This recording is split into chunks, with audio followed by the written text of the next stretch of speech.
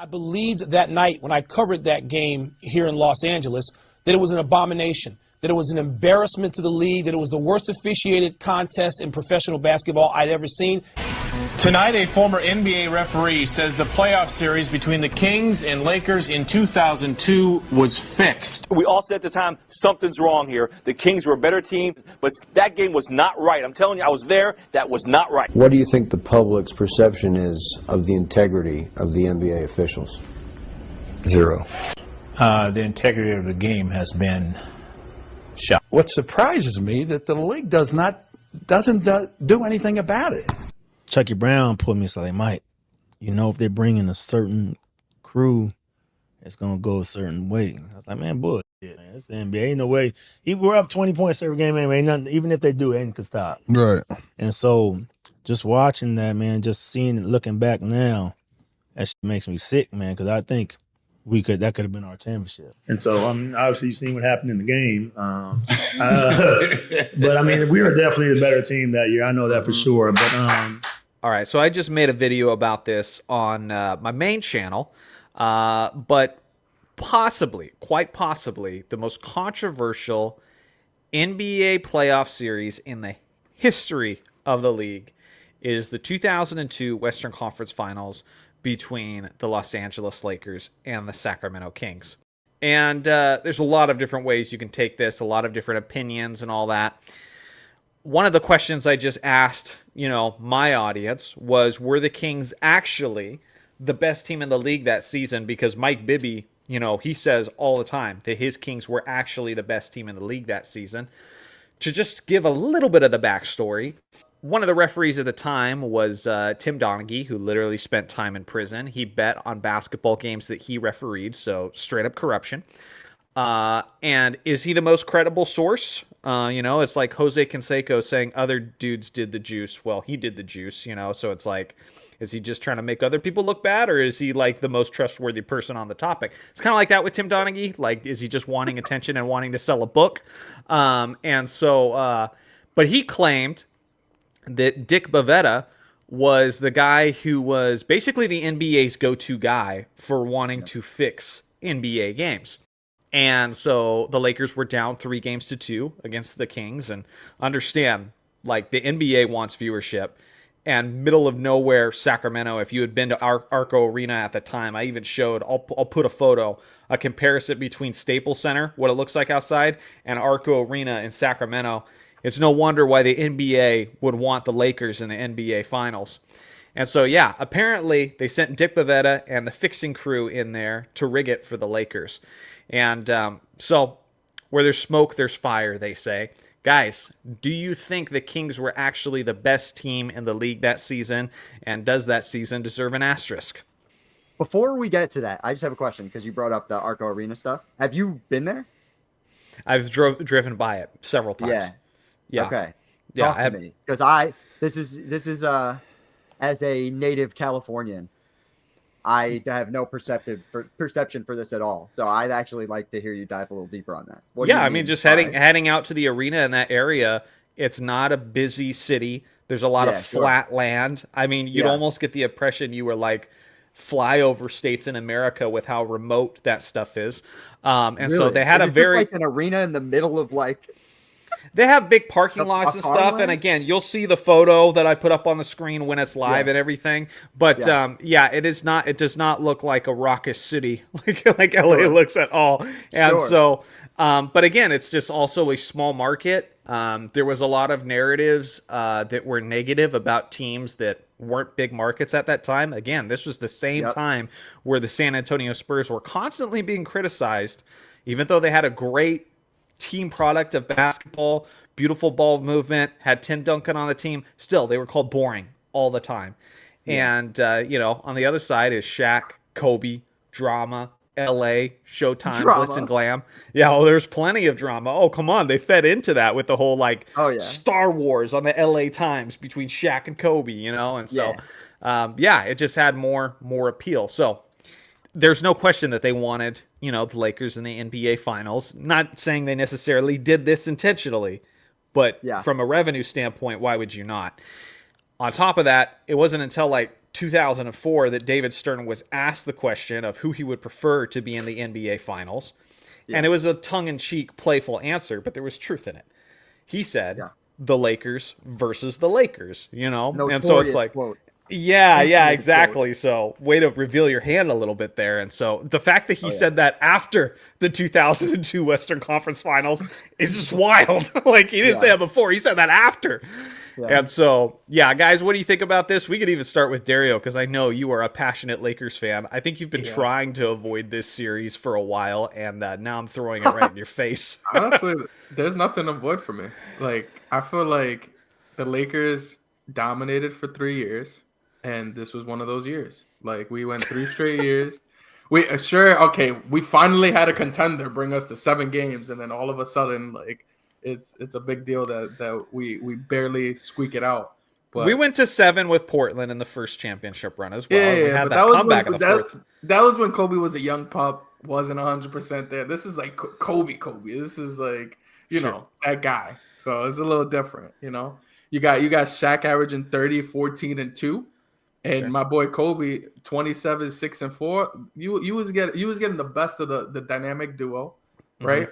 And then a lot of people like to bring up the Game 7, right, with all the free throws and all this. Well, that was Game 6. Game 6 was the Lakers' home game. Yeah. And then Game 7 was more or less legit. Oh, okay. So yeah, because that's where I was gonna go with. Like, what was the actual free throw discrepancy? Like, where are we like saying that this is like just straight up cheating? Because for the series, Lakers shot 185 free throws to the Kings 134, and Shaq shot almost 70 of those free throws by himself. Kobe took another 50. So it's really just them with 120 free throws. They, as a duo, almost got as many free throws as the entire Kings team for the whole series. Yeah, but they had a quarter-by-quarter breakdown, right? So click on. Actually, I probably don't for teams, but I have the numbers memorized. So in Game 6, the controversial game, in the fourth quarter, the Lakers had 27 free throws in the fourth. The Kings had 9.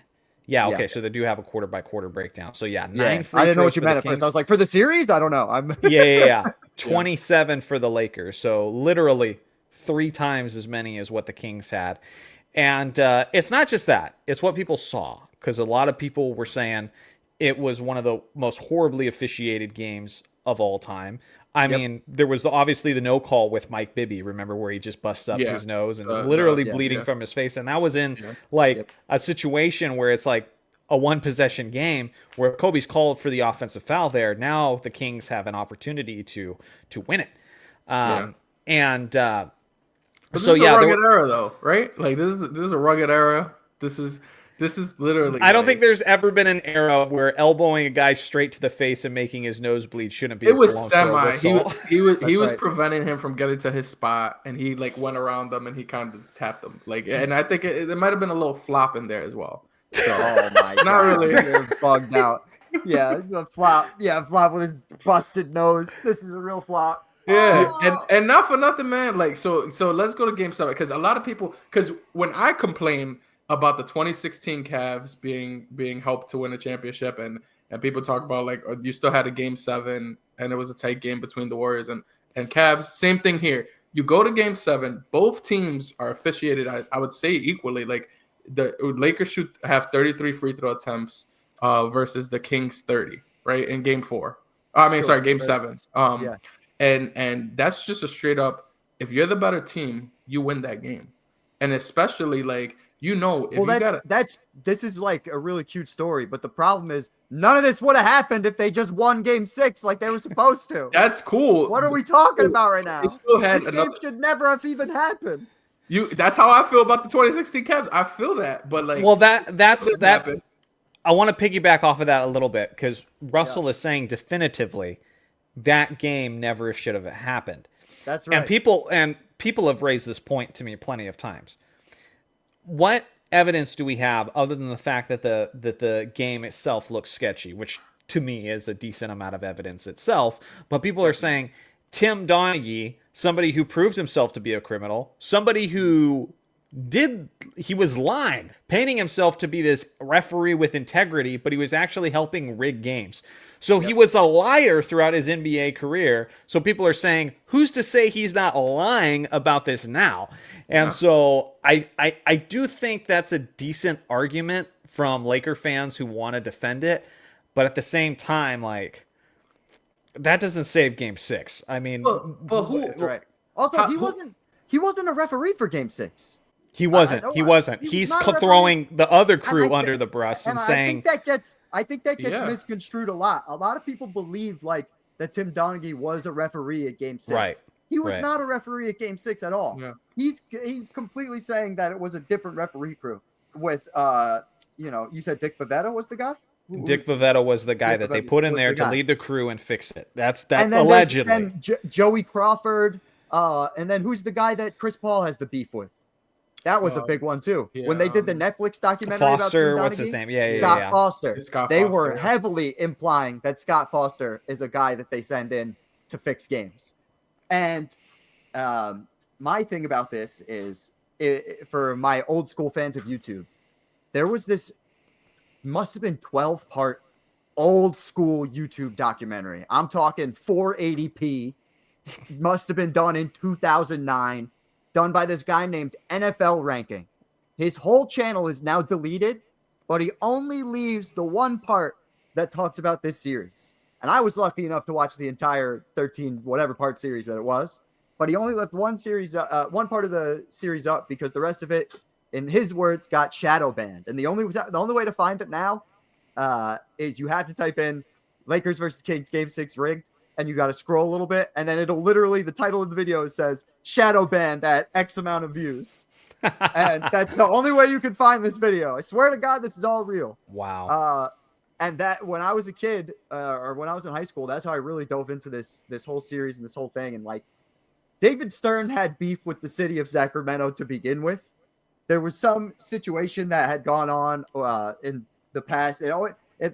Sacramento has a long history of being the small market team that never, they have a huge fan base in Sacramento, but outside of that, a casual fan is not likely to know any member of the Sacramento Kings.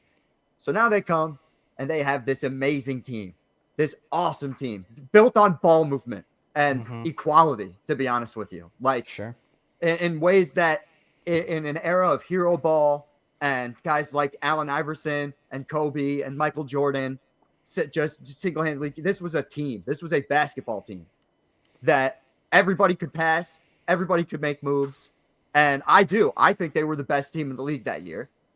And much like what happened to the Spurs in Game 6 of the 2014 NBA Finals, or 2013 NBA Finals, I believe, they're just demoralized by Game 6. And they come out and they lay a massive egg in Game 7 because in their mind, that game shouldn't have even been happening. Yes, that's on the Kings for sure. But I really don't. It's one thing to, you get your heart stolen by a game-winning shot from Ray Allen or a game-tying shot that sends, it takes your soul. It's another thing when you feel like you're being cheated. Well, I talked about stuff. Go ahead, Dario. Go ahead. Yeah, my bad. Sorry.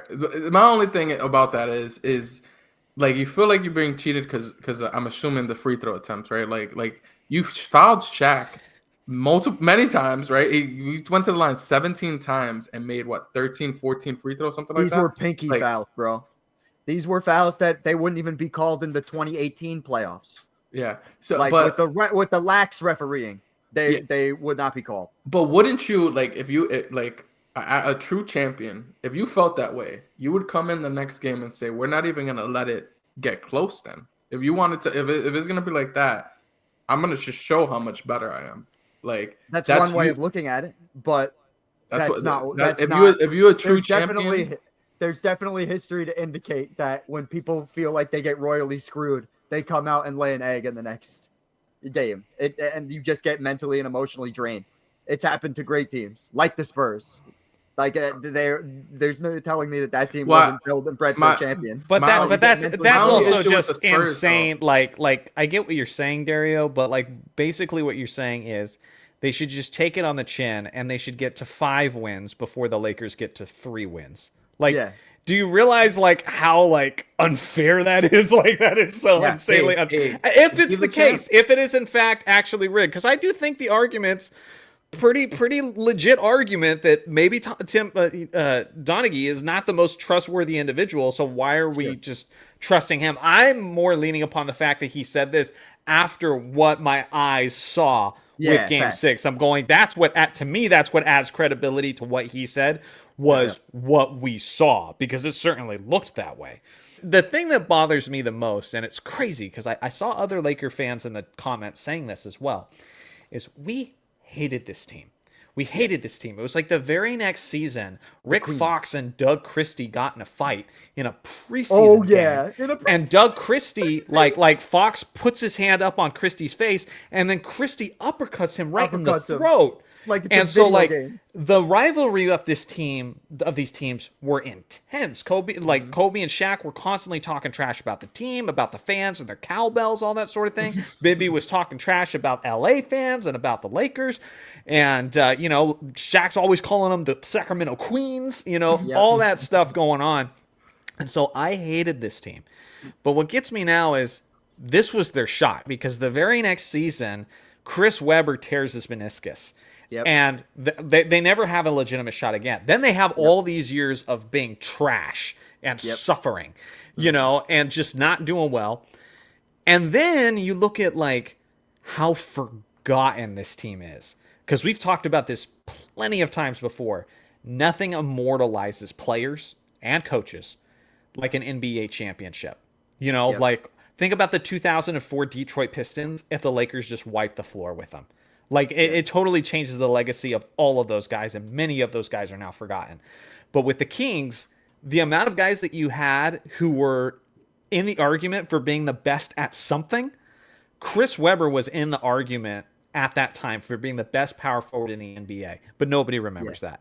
They only talk about Dirk, Duncan, and Kevin Garnett, but he was in that mix in the early 2000s. There was a couple times where he finished ahead of all those guys in the MVP rankings.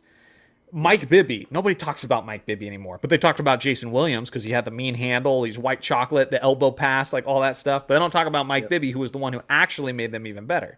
Peja Stojakovic, one of the greatest three-point shooters of all time. Don't talk about him.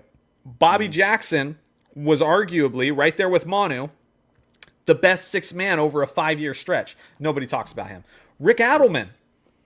If he had gone to the finals this year, this would have been his 3rd trip to the NBA Finals. 2 with the Blazers, 1990 and 1992, and then this one with the Sacramento Kings. He should be talked about among the greatest coaches in NBA history, but even Adelman's kind of forgotten. And Definitely so this is, Doug Christie was one of the best wing defenders of that era.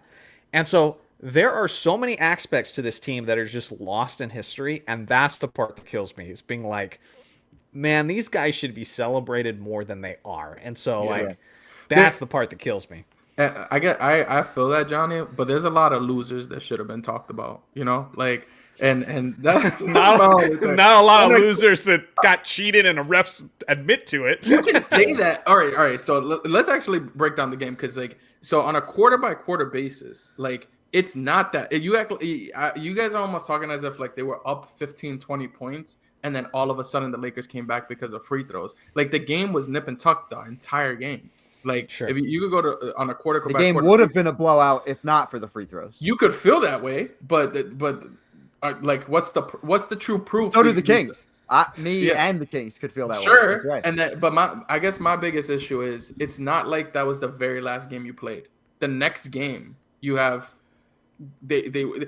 I could completely, don't get me wrong, in their building. I do feel. Yeah, and it's in their building, right? So you get home court advantage. You clearly feel like you're the better team because you feel like the refs just cheated you. In front of your home fan, your fans, you lay an egg, and that's on you at that point. But I gotta say this: the previous game because of whatever you felt, but the very next game you had a chance to redeem yourself and you didn't. But did they? But did they though? Because here's the thing. The only reason they would rig Game 6, which is crazy, if they're doing that and they're doing it out in public and everybody can see it happening as it happens, if they're rigging Game 6, It is in an attempt to get them to the NBA Finals. I disagree. So why did I they disagree stop with that. at get? Oh, so you think it was just for them to make more money? With Get a Game game 7? Yeah, of course. A game 7, it's the biggest thing in basketball. A game 7 gets you the most amount of money. It gets you a whole nother game to get all of these tickets sales, live TV. Like there's so many. I will tell you what won't make you a lot of money, and that's a Sacramento, New Jersey NBA Finals. That's what won't make you a lot of money. That is a fact. But I could see it more if Game 7 this happened. In Game 6, you know what else is? I'm so sorry. I don't mean to cut you off, but you know what else is fascinating? The league is about to take a massive ratings hit, anyways, as they're about to transition to ABC and ESPN. Right. You think that's why they got the ratings hit, though? No, but my point is, it's going to happen regardless. Is my point. I think the ratings hit occurred because of the Malice of the Palace, though. No, because all that stuff happened before that. All the rating stuff happened the year before that. It was the year before. They started in 2003, and the Malice of the Palace is in the 04-05 season. That's when that happened. It happens in that beginning of that year. But okay, I thought. Either way, it's interesting. Like, you do this, to Johnny's point, so that you don't have a New Jersey Sacramento NBA Finals and to save ratings. And to a little bit of Dario's point as well, a Game 7 is good for ratings. Never a bad thing for ratings. But at the end of the day, it's kind of interesting that no matter what, the results are the same. They still took a ratings hit to get into this. So there's things you guys are missing about that ratings hit, though. There's so much more than just that. Well, sure. But matchups are a part of it because you had the Lakers and the Indiana Pacers, a team of the 90s, that was like very popular in the playoffs at that time in 2000. Then in 2001, you had Shaq, Kobe trying to go undefeated in the finals. Like, that was a big thing, too. You might see history going up against Allen Iverson, this cultural icon. Yeah. And then in 2000, Lakers trying to do the three-peat, which hadn't been done since since Michael Jordan and then Bill Russell before that. Yeah. Right. And then, then you start getting a lot of, quote, boring finals teams like the New Jerseys, like the Detroits, like the San Antonios. Spurs. Then you get the Malice of the Palace. Plus you get like the lowest scoring seasons of that era right around that time. So I think there was just it was like a perfect storm of conditions that led to that. But if we truly feel like the league didn't want a boring finals, the very next year it's a boring finals. You get the and then the years after that. So why wouldn't that continue? That trend continue? I to that point I agree with you, which is why I find it to be very interesting. Like, if they did do this in the Game 6, which you could definitely make the case, and I would think the main reason would be for ratings. But if it's just interesting that no matter what, regardless, it didn't work out in their favor no matter what. You know what I mean? And I feel like to Dario's point, there's only so much that refs can control. Like, when the Lakers were eliminated in Game 6 in 2003 in the second round by the San Antonio Spurs, they got waxed. They got absolutely destroyed. Like, you're not like when the Lakers lost in 2008 NBA Finals by 39 points to the Boston Celtics. There's not a few close calls that's going to shift that in the other direction. Right. You know what I'm saying? Yeah. So I feel like there might be allegedly, don't smack my channel, NBA, there might be some strings being pulled behind the scenes, but it's in the rare situations where that actually, like, there's an opportunity, where they can just look like they're naturally, it's naturally being swayed one way or another. That's exactly how I feel, or how I felt about, everybody talks about the Game 6 of LeBron with against the Celtics, but man, that's exactly how I feel about that Game 7 that happened right afterwards. That Game 7 between the Celtics and the Heat is a definition of, they had an opportunity to get LeBron to the finals, and the Celtics, they were close that whole Game 7, and then in the fourth quarter, it just completely fell apart out of nowhere. Yeah. And there's a case that could be made there too, but nobody really talked about that. And I'm not. Are you saying like the NBA cheating, or are you saying that what do you mean?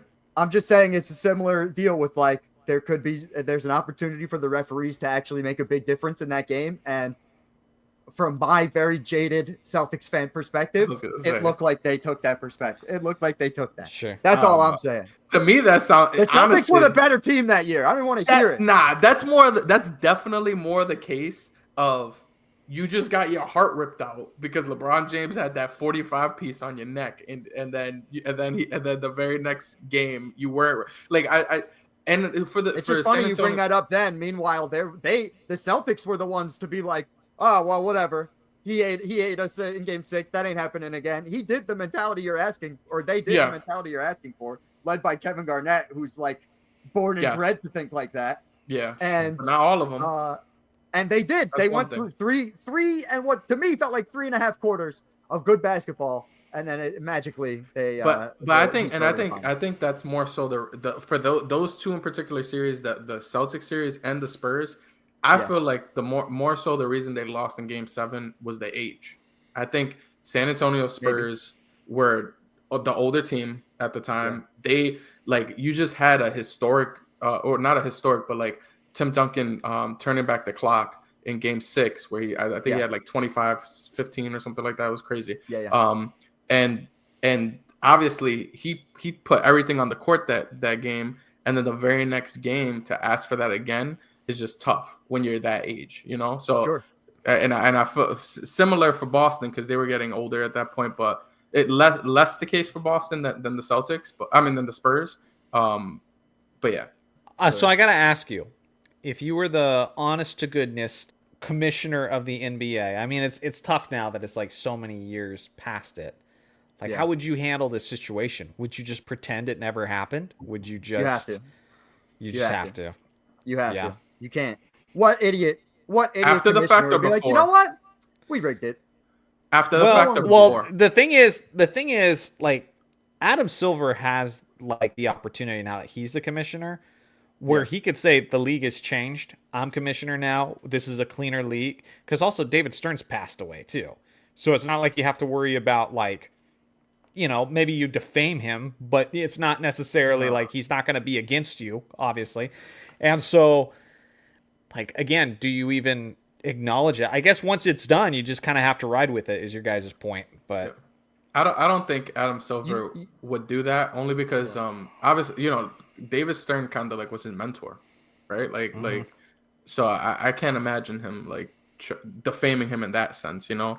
I really like if you're talking about like now, like 23 years later to mention it, I would keep on acting like that's just you can't keep thinking it's about just like, it, you know, like it's like there's a couple of moments in professional wrestling legal that are like that. Yeah, legal. That too. Yeah.